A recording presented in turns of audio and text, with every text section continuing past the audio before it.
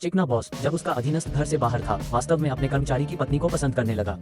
Any ने तुरंत अपने पति को इस बारे में बताया, लेकिन अप्रत्याशित रूप से आदमी ने अपनी पत्नी को निश्चित रूप से पर्यवेक्षक की अच्छी देखभाल करने की सलाह दी, क्योंकि उसकी पदोन्नति और वेतन वृद्धि पूरी तरह से आज रात उसकी पत्नी के प्रदर्शन पर निर्भर थी।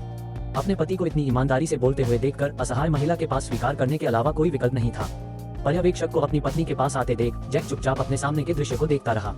अगले दिन उसे पदोन्नत कर दिया गया। अपनी पत्नी के प्रति आभार व्यक्त करने के लिए जैक ने विशेष रूप से उसके लिए एक स्पोर्ट्स कार खरीदी, लेकिन ये सोचकर कि उसकी पत्नी का शरीर अब उसका नहीं है, वह बहुत ठंडा व्यवहार करने लगा। हालांकि अप्रत्याशित रूप से इस दिन जैक कंपनी में काम करने आया और सचिव से पता चला कि पर्यवेक्षक ने अपने प्रबंधकीय पद को बदलने के लिए पॉल नाम के व्यक्ति को काम पर रखा है। जैक तुरंत ही जम गया।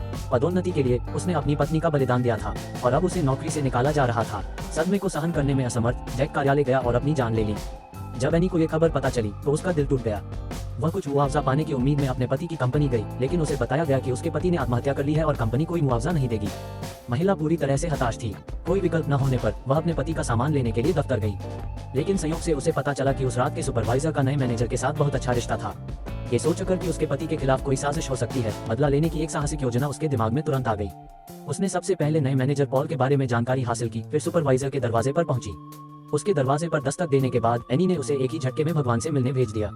उसके बाद वह पॉल के बेटे के स्कूल गई, खुद को एक शिक्षिका के रूप में प्रदर्शन किया और पॉल के लिए एक पत्र भेजा। जल्द ही एनी एक शिक्षिका के रूप में सफलतापूर्वक पॉल के घर पहुंच गई। ये देखकर कि यह शिक्षक कितना सुंदर था, चार्ली ने तुरंत 7 दिनों तक ट्यूशन देने के लिए हामी भर दी। अगले दिन एनी चार्ली को लेने के लिए स्कूल के गेट पर आई। इस रोमांचकारी दृश्य ने अन्य छात्रों को बहुत ईर्ष्यालु बना दिया। एनी ने चार्ली को स्पोर्ट्स कार की चाबियां भी दी, जिससे वह खुद गाड़ी चलाकर घर जा सके। ट्यूशन सेशन के दौरान चार्ली अंदर बहुत बेचैन था और अपने शिक्षक की ओर चुपके से नजरें चुराने से खुद को नहीं रोक पा रहा था। हालांकि एनी ने यह सब देखा। जब चार्ली उस शाम यार्ड में खेलने आया तो उसने गलती से एनी को कपड़े बदलते हुए देखा। उसका फरिश्ता चेहरा और शैतानी आकृति ने चार्ली को तुरंत मोहित कर लिया।